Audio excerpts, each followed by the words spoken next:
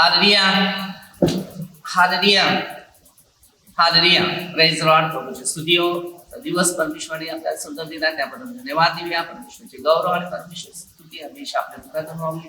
प्रार्थनेचं साय आपल्याला भेटावं. आपल्या घरचा आपली इच्छा परमेश्वराने पूर्ण करावे. आपल्या सर्व पापांची परमेश्वराने आपल्याला क्षमा करावी. दयेने, प्रीतीने, शांतीने व आनंदाने आपल्या जीवनामध्ये परमेश्वरचं राज्य निर्माण व्हावं म्हणून विशेष प्रार्थना करूया. ही प्रार्थना प्रभू येशू ख्रिस्ताच्या नावाने करतो. सर्व लोक, आमदार लोक, सरपंच, सर्व पोलीस भेट देवत व सर्व डॉक्टर, सर्व नर्सेस, परमेश्वरची सेवा करणाऱ्या अशा लोकांवर पवित्र आत्म्याचं सहाय्य व शक्ती भेटावी म्हणून विशेष प्रार्थना. ही प्रार्थना प्रभू येशू ख्रिस्ताच्या नावाने करतो. आमेन. तर आता आपण वचनाला सुरुवात करूया. सूत्रसेट 119 अध्याय वचन 148 आणि 164 हे वचन वाचू.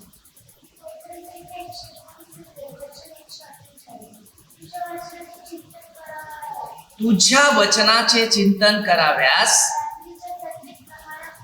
रात्रीच्या प्रत्येक प्रहारापूर्वी माझे डोळे उघडे असतात. आता आपल्या जीवनामध्ये देवाचं जर चिंतन करायचं असते आणि रात्रीच्या हर प्रहरीमध्ये म्हणजे हर टायमामध्ये आपण देवाची स्तुती करत राहायला पाहिजे आणि देवाचे गौरव आपल्या प्रत्येकामधून झाले पाहिजे. म्हणून प्रभूचं वचन आपल्याला सांगते की ते प्रभूचं वचन कोणत्या पद्धतीने करत होते की हर रात्रीच्या समयी मी परमेश्वराचे प्रहार आणि परमेश्वराचं वचन आणि परमेश्वराचे गुण मी मनन चिंतन करत होतो. तर सूत्रसेट मध्ये 119 अध्याय 164 वचन.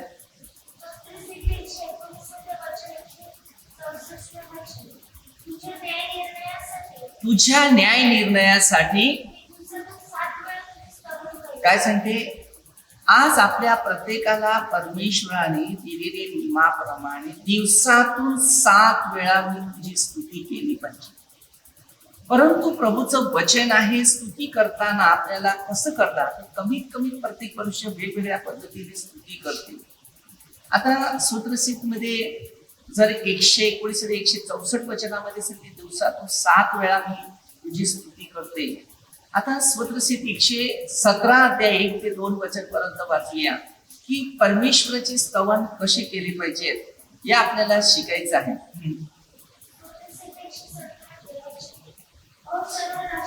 हो सर्व राष्ट्रांनो परमेश्वराचे स्तवन करा. हो सर्व लोकांनो त्याचे स्तवन करा. त्याची दया आमच्यावर विपुल झालेली आहे. बघा, परमेश्वराचे सत्य सनातन आहे. आज आपल्यामध्ये योहान 8:32 सत्य समजेल, सत्य तुम्हाला बंधनातून मुक्त करेल. परमेश्वराचं सत्य सनातन आहे आणि परमेश्वराची स्तुती हमेशा आपल्या जीवनात राहिली पाहिजे. कारण का, परमेश्वराची स्तुती असल्यावर परमेश्वराचा आशीर्वाद आपल्याला प्राप्त होतील. तेसल्लीकरास पत्रामध्ये पहिल्या पत्रात 5 अध्याय 17 वचनामध्ये त्यांनी सांगितलेलं आहे, निरंतर प्रार्थना करा. परमेश्वराची प्रार्थना निरंतर करा. निरंतर जेव्हा प्रार्थना होते तेव्हा परमेश्वर आपल्याला त्याच्या कृपेत, त्याच्या शिक्षणात किंवा त्याच्या मार्गामध्ये आपल्याला घडवत असते.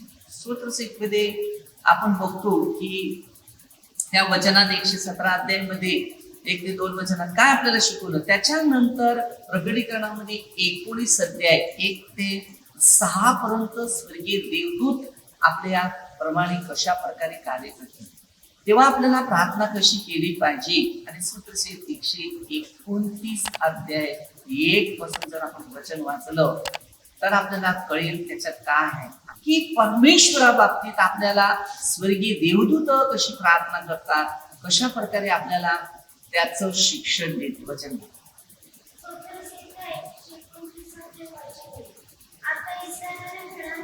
आता इस्रायलने म्हणावे की माझ्या तरुणपणापासून मला फार पिडलेले आहे.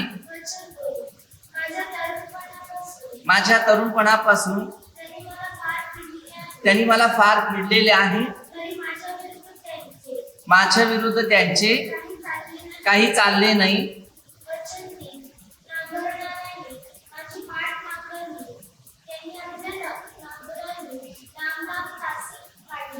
आज आपल्या जीवनामध्ये एक शिकायचं आहे. नांगरण्याने काय केले? लांब लांब आचे काढले. आज आपल्या जीवनामध्ये एक शिकायचे वचन काय शिकवते पुढे? वचन 4 परमेश्वर न्यायी आहे. परमेश्वर न्यायी आहे. दुर्जनांनी आवडलेली बंधने त्याने तोडली. काय सांगते? दुर्जनाने जरी आवडली ती बंधनं त्यांनी तोडली. वचन 5 जे कोणी सियोनीशी वैर करीतात, जे कोणी सियोनीशी वैर करतात ते फजित हो ते फजित हो, आणि मागे फिरो. ते मागे फिरो. वचन 6 भागावरचे गवत जसे काढण्यापूर्वी सुकून जाते तसे ते हो. हालेलुया. म्हणजे आपण देवाची स्तुती आणि देवाच्या गौरवात आणि देवाच्या कार्यामध्ये होते ते तसे होणार की तुम्ही तुमच्या जीवनामध्ये देवाची स्तुती करा, तेव्हा दुर्जन आपल्या जीवनामध्ये कमजोर पडतो, दुःखात पडतो, निराशात पडतो आणि त्याचं जीवनामध्ये तशा गोष्टी घडत होतील. वचन 7 कापणाऱ्याच्या मुठीत ते येत नाही. कापणाऱ्याच्या मुठीत ते येत नाही. पेंढा बांधणाऱ्याच्या कवेत ते झुलत नाही. हम्म. वचन 8 जवळून येणाऱ्या जाणाऱ्या त्याला येथे सुद्धा म्हणत नाही की परमेश्वराचा आशीर्वाद तुला प्राप्त हो. आपण जीवनामध्ये येतो जातो माणसं बघा, प्रत्येकाला प्रत्येक व्यक्तीच्या जीवनामध्ये एकच गोष्ट आपल्याला शिकायचं आहे. म्हणून त्यांनी काय सांगितले? परमेश्वराचा आशीर्वाद तुम्हाला प्राप्त हो. आपल्या जवळ येणाऱ्या जाणाऱ्या लोकांना परमेश्वराचा आशीर्वाद. आपण बघतो जवळ येणाऱ्या जाणाऱ्या लोकांविषयी आपल्या मनात कुरकुर असते, द्वेष असते, हेवा असते. पण परमेश्वर सांगतो की जवळून येणाऱ्या जाणाऱ्या लोकांचा मार्ग आपल्याला कसा घ्यायचा आहे. तुम्हाला परमेश्वरचा आशीर्वाद.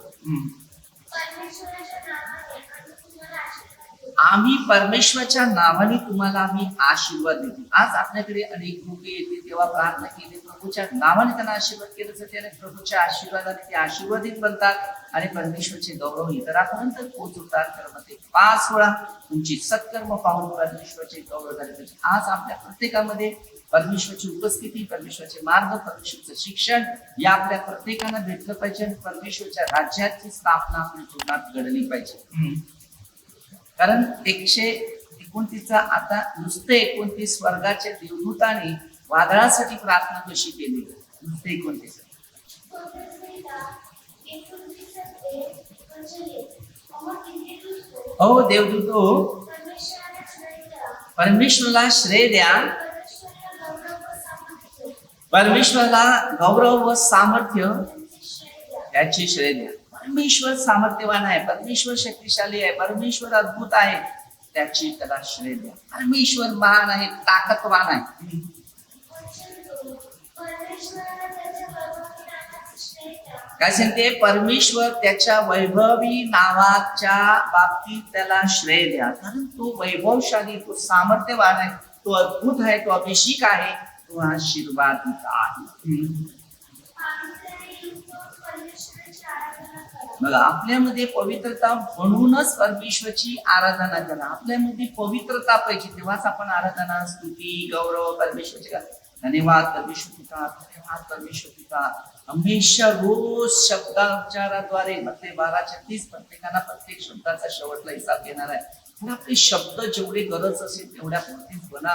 किती जीवनामध्ये शेवटच्या काळात किती पाप आहे आणि किती पुण्य आहे ते आपल्या शेवटला ते फक्त वजन केलं जाईल आणि शेवटचा न्याय होईल तेव्हा आपल्या जीवनाची पुस्तकं खोलली जातील. प्रकटीकरणामध्ये आपल्याला स्पष्ट दिलेलं आहे. त्याच्यातून आपण आपलं जीवन पवित्र कसं बनवावं आणि कसं घडवावं याकडे आपल्याला लक्ष द्यायचं.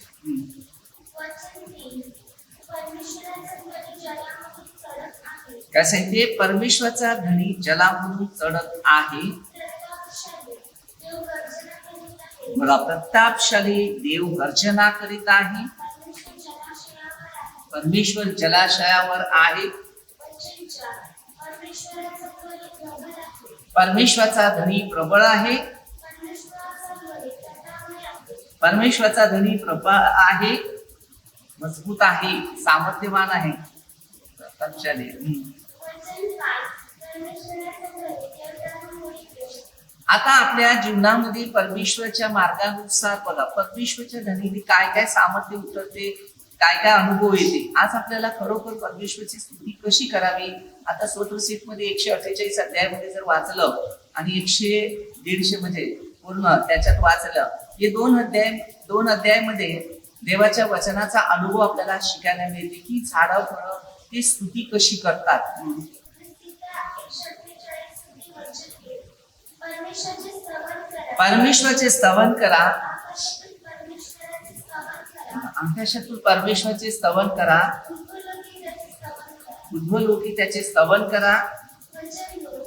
अहो त्याचे सर्व दिव्यदूतो. त्याचे सर्व देवदूतो त्याने स्तवन करा. त्यांनी त्याची स्तुती करा. त्याचे सर्व सैन्यांनो. त्याच्या सर्व सैन्यानो त्यांचे स्तवन करा. त्याचे स्तवन करा.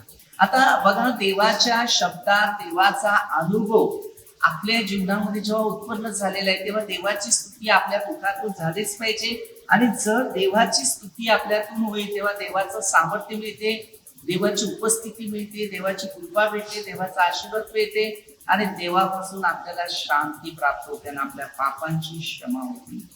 जेवढं देवाविषयी मनचिंतन आणि देवाविषयी आपल्या जीवनात प्रवेश केलेला तेवढी आपल्या शरीरात पाप पाप पाप कमी होत राहणार आणि पवित्र आत्मा आपल्या जीवनामध्ये कार्य करायला सुरुवात करणार. कारण पवित्र जो आत्मा आहे तो एक अद्भुत रीतीने आत्मा आहे आणि जर हा अद्भुत रीतीचा आत्मा आपल्यामध्ये कार्य करतो तो आपल्या प्रत्येकाला त्याच्या कृपेत, त्याच्या मार्गात आणि त्याच्या शिक्षणामध्ये तो त्याचं जीवन आध्यात्मिक गोष्टीमध्ये वाढवत असते.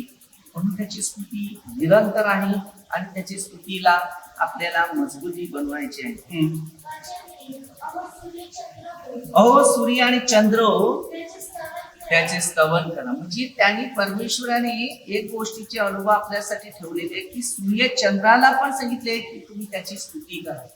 आपण बघा, आज ते स्तुती करतात म्हणून त्यांना जास्त आयुष्याचे दिवस भेटले. आपण लोक देवाची स्तुती करत नाही म्हणून आपली जिंदगी कमजोर होते, आजारात पडले जाते, दुःखात पडले जाते, समस्यात पडले जातात, टेन्शन मध्ये पडले जातात. कारण देवाची स्तुती नाही. म्हणून आज सूर्य आणि चंद्र पण देवाची स्तुती करतात. म्हणून आज हजारांनो वर्षापर्यंत ते राहिलेले. आज ती निर्मिती परमेश्वराने केलेली, त्या सगळ्यात श्रेष्ठ मनुष्याला निर्माण केले, पण मनुष्य परमेश्वराच्या स्तुतीमध्ये राहत. आपल्या जीवनात आत्म्याने तरी परमेश्वराच्या स्तुतीमध्ये राहिलं पाहिजे. मनन चिंतन करून आपण परमेश्वराबरोबर राहिलं पाहिजे. मी आणि पिता माझ्या जोडीला राहायलाच पाहिजे. आपल्या कुटुंब आपल्या जोडीला राहते तसंच परमेश्वर आपल्या बरोबर राहते. जसं प्रेषित 16:31 सांगितलेलं आहे, तू जर विश्वास ठेवशील तर तुझ्या आणि तुझ्या घराण्याचे तारण होईल. आता विश्वासाच्या द्वारे आपल्याला देवाचं राज्य मिळवायचं आहे. म्हणून त्या सोतोसित 119 अध्याय 1 ते 15 वचनापर्यंत आपल्याला त्याचं वर्तन क्रमण म्हणजे आपलं कसं आहे, आपलं वर्तन क्रमण कसं चालवावं, देवाने काय शिकवलेलं आहे, काय मार्गदर्शन केलेलं आहे, हे आपल्याला घेणं गरजेचं आहे.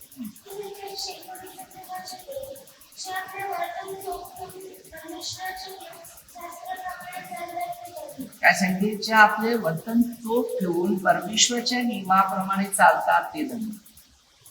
आपलं जे वर्तन म्हणजे आज आपण बघा, देवाने आपल्याला चांगले गुण दिले आहेत, शिक्षण दिले, मार्गदर्शन केले किंवा ज्ञान दिलेलं आहे.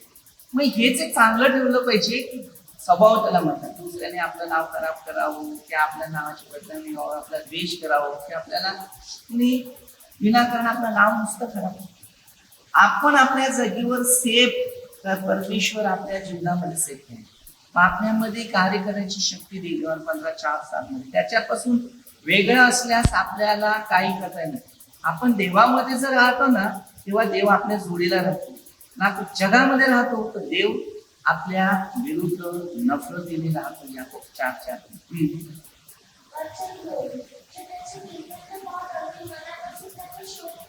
आता आपण त्याचं जे शिक्षण घेऊन मनापासून त्याचा जो शोध करतात ते खरोखर आपण देवाचा शोध मनापासून केला पाहिजे, तर आपल्याला परमेश्वराने दिलेलं धान्य पद मिळू शकते. जे काही अनितीचे आचारित करत नाही, त्यांच्या मार्गाने चालतात, तिचे नियम आम्ही मनपूर्वक पाळावे म्हणून तुझे आम्हास लावून दिले आहे. तू आम्हाला लावून दिले. आता त्याची नियम आहेत, आपल्याला एक रोज नाही. आता मोशेच्या नियमानुसार 9-20 अध्यायामध्ये 10 आज्ञा दिलेले पहा. आपल्याला पण काही आज्ञा देत, आपण प्रार्थनेच्या द्वारे आपल्याला बरेच लोक की आपण लोकांना आज्ञा देऊ शकतो, हे करा ते करा ते करा. कारण जेव्हा त्या आज्ञा माणसापासून असतात ते देवापासून असतात आणि देव आपल्याला तेवढं कंट्रोल शक्ती देते, म्हणजे एक मजबूती देते. आणि लूक 6:46 पासून ती खडकावून. आता आम्हाला देवाने काही सांगितलेलं हे कर ते कर तरच आम्ही ते करणार, नाही तर करणार नाही. देवाची इच्छा. कारण बिना आपल्या इच्छेने जेवढं करायला लागलं ना ते सगळं गोंधळ पडते. पण देवाच्या इच्छेप्रमाणे जीवन जगलं तर नुकसान होणार आणि देवाची इच्छेप्रमाणे जीवन जगणार तर हर परिस्थितीमध्ये परमेश्वर आपल्या सांभाळ करणार, सुरक्षित करणार आणि परमेश्वर आपल्या सर्व पूर्ण इच्छा पुऱ्या करणार.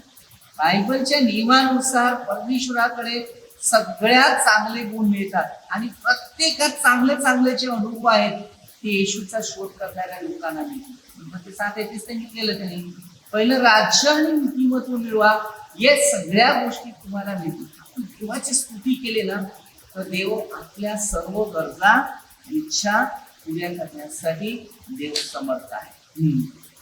वचन 5 तुझे नियम पाळण्यासाठी माझी वागणूक व्यवस्थित असावी. काय सांगते, तुझे नियम पाळण्यासाठी माझी वागणूक व्यवस्थित आहे. आता आपली वागणूक जर चांगली असेल तर आपल्याला कोणी मनुष्य सगळे चांगले सांगणार. पण वागणूक जर बरोबर नसेल तर आपल्या वागणुकाला कुठेतरी दाग निर्माण होणार. हेच माझे मागणे आहे. हेच माझे मागणे आहे. वचन 6 मी तुझ्या सर्व आज्ञाकडे लक्ष पुरवले तरी मी फजित होणार नाही. आता आपण जीवनामध्ये बघा, जर देवाच्या सर्व आज्ञा आहेत आणि आपण पाळलं तर आपण फजिती होणार नाही. आज लोक बघा जीवनामध्ये दुःखी आहेत, निराशात आहेत, समस्यात आहेत, संकटात आहे, टेन्शन मध्ये आहे, मानसिक तणावामध्ये. आज परिस्थिती अशी का माणसामध्ये आलेली आहे की त्या माणसामध्ये अशी परिस्थिती निर्माण झालेली आहे की ते देवाच्या स्तुतीत नाही आणि देवाच्या गौरवात नाही. 100% मी तुम्हाला पूर्णपणे 1000 पटीने सांगतो की जो परमेश्वरावर भरवसा ठेवतो, विश्वास ठेवतो आणि त्याच्या आज्ञाचं पालन करतो तो हमेशा आशीर्वादित राहील. त्याला कोणत्याच गोष्टीची कमताई नाही होणार आणि कोणत्या गोष्टीचा मुश्किलता येणार नाही. कारण देव जर तुमच्या बरोबर आहे तर सगळ्यात तुम्हाला देव इच्छा पुऱ्या करतो. आपण नेहमी म्हणून शेवटला प्रभू येशू ख्रिस्त स्वर्गावर जाण्याच्या अगोदर म्हणजे क्रूसाच्या बलिदानावर अर्पण करण्याच्या अगोदर येशू ख्रिस्ताने आपल्यामध्ये 6:9 पासून येशू ख्रिस्ताने आपल्या शिष्यांना प्रार्थना शिकवली की आमच्या स्वर्गीय बाप तुझे नाव पवित्र म्हणजे तुझे राज्य. म्हणजे स्वर्गीय बाप जसा पवित्र आहे ना तसा आपण योहानाच्या पत्रामध्ये कसं जसा तो नीतीने चाललेला न्यायसंपन्न आहे तसं आपण पण नीतीने चालले पाहिजे. आता हे नीती कसं आहे तर नीतीने चालणार आहे. आता योहानाच्या पत्रामध्ये प्रश्न येशू ख्रिस्ताविषयी आपल्याला दिलेले आणि हे 5 अध्याय आपल्याला मजबूती दिलेले आहेत. बरेचसे शिक्षण त्या योहानाच्या पत्रामध्ये आहेत आणि ते शिक्षण घेतल्यावर आपल्याला किती गुण भेटतात आणि किती अनुभव भेटतात. त्याच्यामध्ये आपल्या बंधूचा द्वेष केला तरी त्याला नरकामध्ये जाण्याचं जागा दिलेली. म्हणजे प्रश्न सोडता आपल्याला भरपूर महत्वाचे आहे. हालेलुया. देवावर श्रद्धा ठेवणं, विश्वास ठेवणं, आज्ञा पाळणं, वचनाचं पालन करणं, आध्यात्मिक गोष्टीची ओळख करणं आणि पवित्र आत्मा मिळवणं. वचन 7 तुझे न्याय निर्णय मी शिकेल. मी तुझे न्याय आणि निर्णय शिकेल तेव्हा मी सरळ मनाने तुझी स्तुती करेल. तेव्हा मी सरळ मनाने तुझी स्तुती करेल. वचन 8 मी तुझे नियम पाळेल. मी तुझे नियम पाळेल. आता आपण देवाचे खरे अनुभव घेतल्यात, वचन घेतलेलं आहे, शिक्षण घेतलेलं आहे आणि नियम घेतलेले आहेत. तर नक्कीच आपण शिक्षण घेतलेलं असेल तर देवाची उपस्थिती आपल्यामध्ये वास करेल. परमेश्वर किती ताकदवान आहे, परमेश्वर किती शक्तिशाली आहे, परमेश्वर किती महान आहे, परमेश्वर किती अद्भुत आहे आणि परमेश्वराची स्तुती केल्यावर आपल्या सर्व गरजा आणि इच्छा पुऱ्या कशा होतात. माझे सर्वस्व त्याग करू नको. तू माझा सर्वस्व त्याग करू नको. वचन 9 तरुणातला बंधन तरुण आपले वर्तन क्रम कशाने शुद्ध राखतील. आता आपलं तरुणपणाचे आहे ना, आपलं वर्तन जे आहे ते कशाने शुद्ध राखणार. आता आपण शिकायचं आहे की आपल्याला देवाने तरुणपणा दिलेला आहे आणि आपलं वर्तन क्रम कसं आहे, कशा प्रकारे आपल्या जीवनाची शोभा वाढवायची आहे आणि आपल्याला कसं बनवायचं. तुझ्या वचनानुसार तो राखण्याने. तुझ्या वचनात राखल्याने. आज तुझं वचन राखलं तर जीवन राखता येते, सामर्थ्य राखता येते, शांतीचा आत्मा राखता येते, ज्ञानाचा आत्मा राखता येते आणि अद्भुत गोष्टीचा आत्मा राखता येत आहे. वचन राखा. अगदी मनापासून मी तुझा शोध केला आहे. मी मनापासून तुझा शोध केलेला आहे. तुझ्या आज्ञांपासून मला भोगू देऊ नको. मला तुझ्या आज्ञापासून भोगून देऊ नकोस. आता आपल्याला देवाने आज्ञा दिल्या, त्या आज्ञापासून भोगून जायचं नाही. वचन 11. मी तुझ्या विरुद्ध पाप करू नये. मी तुझ्या विरुद्ध पाप करू नये देवाने आपल्या मनात तुझी वचने जपून ठेवली. म्हणून मी तुझे वचन आपल्या मनात जपून ठेवलेले. वचन काय सांगते? मी तुझ्या विरुद्ध पाप करू मी तुझ्या विरुद्ध पाप करू नये म्हणून मी आपल्या मनात म्हणून मी आपल्या मनात तुझे वचन जपून ठेवले. तुझे वचन जपून ठेवलेलं आहे. आता आपल्या जीवनामध्ये जर बघितलं तर पाप आहे, तर वचन जर जपलं नसेल तर मुश्किलता आहे, समस्या आहे, टेन्शन आहे, दुःख आहे आणि निराशा आहे. वचनदारा, हे परमेश्वरा, तू धन्य आहेस. काय सांगते? हे परमेश्वरा तू धन्य आहेस. तुझे नियम मला शिकव. तुझे नियम मला शिकव. वचन मेरा, मी आपल्या मुखाने तुझ्या तोंडच्या सर्व निर्णयाचे निवेदन करीत. बघा, आता आपल्या मुखाने आज जर परमेश्वरचं वचन काय सांगते? ते सर्व मुखाने तुझ्या तोंडच्या सर्व निर्णयाचे सर्व निर्णयातून निवेदन करीत. मी निवेदन करणार. आता जर विचार करा की देवाने आपल्याला कार्य दिलं, अनुभव दिला, स्वार्थ दिला, प्रसार केली, तर आपण तिकडे काय करणार? ती लोकांपर्यंत ती सुवार्ता प्रसार करत जाणार. आणि ती सुवार्ता आपल्या जीवनामध्ये जर आपण लोकांना प्रभू येशूची देणार, तेव्हा त्या लोकांना आपलं नाव माहिती पडते.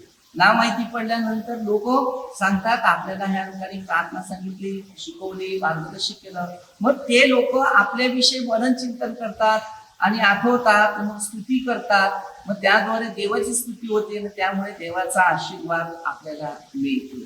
हालेलुया. म्हणून आपल्याला देवाची सुवार्ता गाजवणं, देवाचा प्रसार केला पाहिजे. आता एकाला 1000 दिलेलं होतं. आपण जर मध्ये वाचलं तर आपल्याला भरपूर गोष्टी भेटतात त्याच्यात, की एकाला 2000 आणि एकाला 5000. हे सगळं त्यांनी काय केलं? 1000 आणि उचलून ठेवलं 1000 रुपये मिळाले. आणि दुसऱ्याने घेतलं आणि त्याने काय केलं? वाढवलं. त्याची वाढ झाली. तसं आध्यात्मिक जीवन वाढायचं जर असेल तर आपल्या प्रत्येकाला एक गोष्टी लक्षात ठेवायची गरज आहे. ती म्हणजे काय? परमेश्वरची सुवार्ता सांगणं, प्रसार करणं आणि प्रभूने दिलेलं काम हे आपल्या प्रत्येकाला प्रामाणिकपणे इतरांपर्यंत पोहोचवणं. मग जेव्हा ते काम कार्य पोचते तेव्हा त्याच्यातून आपल्याला आशीर्वाद मिळते, अभिषेक मिळते, ज्ञान मिळते, दान मिळते आणि आपल्या सर्व गरजा इच्छा पुऱ्या होतात. तर मग ते 7 येतेच त्यांनी दिले. पहिलं राज्य व नीतिमत्व मिळव, हे सगळं तुला मिळेल. वचन 14. तुझ्या निर्बंधांचा मार्ग हीच माझी धनसंपदा. काय सांगते? तुझ्या निर्बंधाचा मार्ग हीच माझी धनसंपदा. आता आपण जीवनामध्ये जे मार्ग दिलेले आहेत देवाने, ते का दिलेले आहेत? हीच खरी आपली धनसंपदा आहे. आता देवामध्ये जीवन जगणार जर आपण विश्वास ठेवतो तर धनसंपदा आपल्या जवळ येते आणि त्याद्वारे आपल्या जीवाला शोभा पण मिळते. कारण परमेश्वर आहे तर त्याला देवा द्यायचं.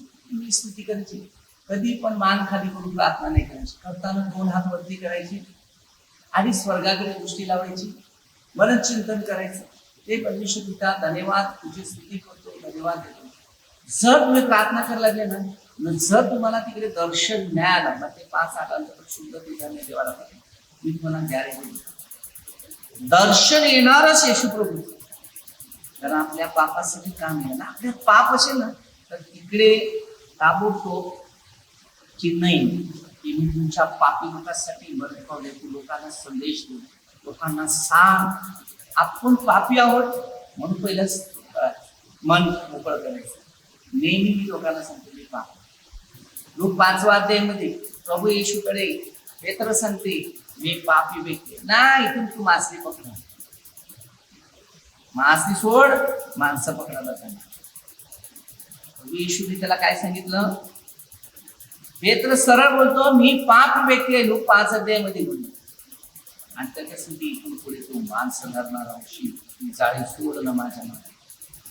तेव्हा तो प्रभूच्या मागे लागला आणि त्यांनी माणसं पकडायला सुरुवात केली, मासली सोडायला सुरुवात केली. हल्ल्या माणसं पकडा, मासली सोडा. आपल्या जीवनात देवाचं राज्य हेच महत्व आहे. एक दिवस मी पण प्रार्थनेमध्ये जीवनात जॉईन झालो. मग ते 4 अध्याय 19 हा संदेश मला दिलेला होता. मी तर काही मासली पकडणारा माणूस नाही होता.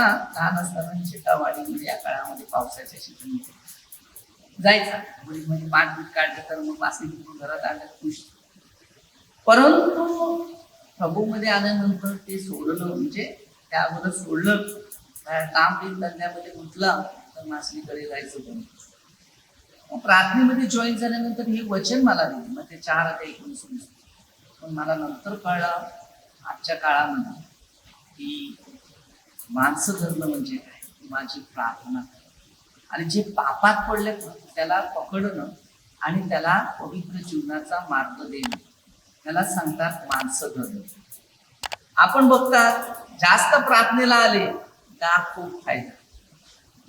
प्रार्थनेत कोणी येवो का नाही येवो, प्रार्थनेचं महत्व नाहीच.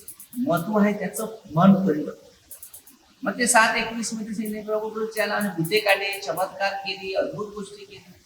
मग ते 18-20 मध्ये दिले 2 किंवा 3 माझ्या नावाने मी जमतात तिथे असं. आपण जास्त प्रार्थना कशी केली पाहिजे? प्रार्थना आता योहानमध्ये 4:24 मध्ये दिले, उपवासाने प्रार्थना आत्म्याने व खरेपणाने. आपण प्रार्थना करतो पण आपल्याकडे खरंपणा नाही आणि आत्म्याची पण तयारी. जी येशू पासून जी मिळालेली प्रार्थना ती मजबूती प्रार्थना, मागण्याची प्रार्थना नसते. तर आपल्याला माहिती आहे योहान 14:14 येशू बोला माझ्या नावाने माझ्याजवळ काहीतरी मागाल ते मिळेल. लोकांचा अर्थ उलटा आहे. प्रार्थना मागा म्हणजे सामर्थ्य मिळेल. योहान 14:12 माझ्यावर विश्वास ठेवणार माझ्यापेक्षा मोठी कृती करेल. आता मार्क 11:24 प्रार्थना करून मिळालेले आहे असं विश्वास ठेवा. येशूच्या शिष्यांना ते काय सांगतात की तुम्ही प्रार्थना करतात. आता मग ते 17 पासून कुठली व्हिडिओ कारण त्यावेळेला ते लोक खातपीत राहिले, उपवास करायचा विसरून गेले. उपवास प्रार्थना केल्याशिवाय चमत्कार नाही. तेव्हा प्रभू येशूच्या गोष्टी त्यांना समजायला लागल्या. आजपर्यंत लोकांना या गोष्टी अद्याप समजत नाही. प्रार्थना करायला येणारी लोक काय करतात? माझ्या गरजा, माझी इच्छा, माझी फुलं पाहिजे, नोकरी पाहिजे, धंदा पाहिजे, मुला पाहिजे, साधलं पाहिजे. ओके, ही प्रार्थना नाहीये. मग ते 60 मागण्या अगोदर प्रार्थना. परमेश्वराला सगळं देता येते. 127 3 संतती परमेश्वरने दिलेले ना. बरेच लोक येतात, आपल्याला मुलगा झाला पाहिजे, मुलगी झाली पाहिजे, प्रार्थना करा. देवावर विश्वास ठेवा, देव द्यायला. प्रार्थनेने सगळं मिळते, पण त्यांनी देवाची सेवा करावी हे का मागत नाही? जगात सगळी व्यक्ती मागतात पण फक्त एकच गोष्टी मागायला विसरतात की मला देवाची सेवा पाहिजे.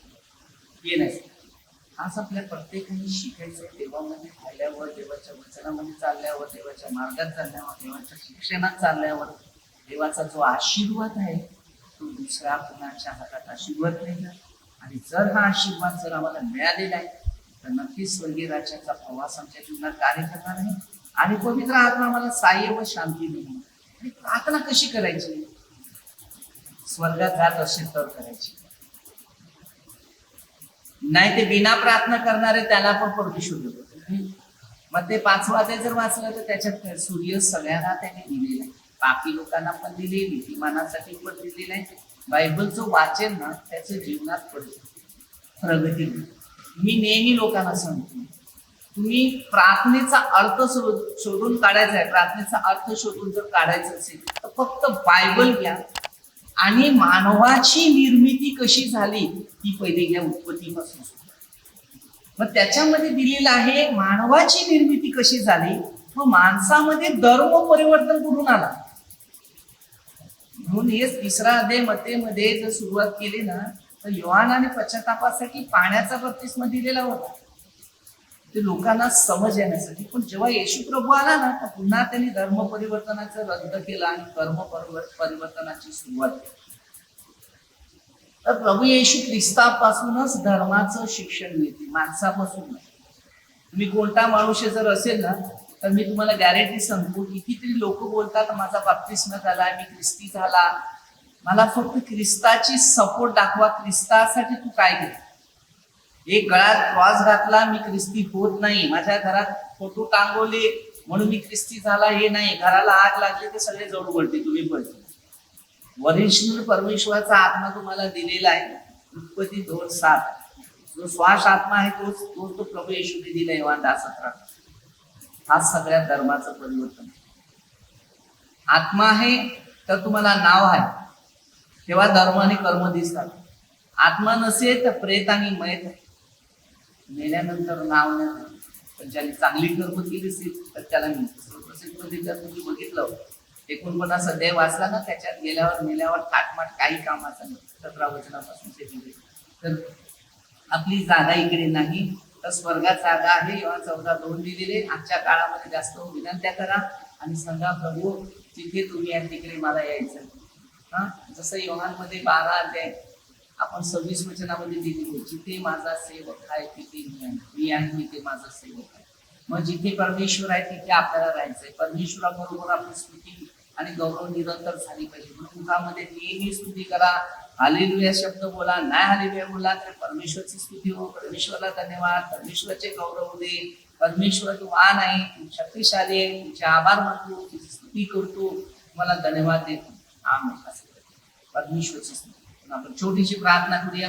हे परमेश्वर पिता, सुंदर दिवसाबद्दल तुमचे आभार मानतो, स्तुती करतो, धन्यवाद देतो. सर्व लोक आपल्या लोकांमध्ये सरपंच सर्व पोलीस वगैरे तुझा पवित्र आत्म्याचं सहाय्य दे. ज्या आधारे दुःखी निराशा समस्या संकट अशा लोकांना स्पर्श कर. काही दुःखी आहेत आणि निराश आहेत ज्याचे लोक प्रार्थना करा सांगा, अशा लोकांना प्रभूचं सहाय्य दे, आशीर्वादित कर. सर्व डॉक्टर नसेल यांना प्रभू तू आशीर्वाद, सत्य आणि प्रामाणिक जीवन त्यांना जगण्यास मुक्तीचा मार्ग दे. प्रभू तुझी इच्छा जीवन जगण्यास आम्हाला आशीर्वादित कर. हे सर्व आत्मा शरीर प्रभू तुझ्या हातात देतो, त्याचा स्वीकार कर. ज्या दिवशी तुम्ही प्रभू आम्हाला बोलवणार त्या दिवशी आम्हाला स्वर्गात आमचं शरीर आत्मा हमेशा तुमच्या इच्छेप्रमाणे चालावा. आमच्या केलेल्या सर्व पापांची तुम्हाला क्षमा कर. शब्दाद्वारे, बोलण्याद्वारे, विचाराद्वारे, आमच्या शरीराच्या आराधनेद्वारे जे काय पाप झाले ते सर्व पाप क्षमा करून आमचा आत्मा शरीर तुझ्या हातात देतो, त्याचा स्वीकार कर. ही प्रार्थना येशूच्या नावाने करतो. आमेन. पिता परमेश्वरा, आमचं मन शुद्ध कर, आमचं जीवन शुद्ध कर, आमचं शरीर स्वच्छ कर आणि आमच्या जीवनात तुझ्या वचनानुसार चालण्यास तेच दानाने वरदाने करून संपूर्ण वेळ, सेकंद, मिनिटं आणि तास, दिवस आणि रात आणि वर्ष हे प्रभू तुझ्या नावाने चालावी आणि तुझी इच्छेप्रमाणे आमचं जीवन घडावं. ही प्रार्थना प्रभू येशूच्या नावाने करतो. आमेन. धन्यवाद पिता, स्तुती.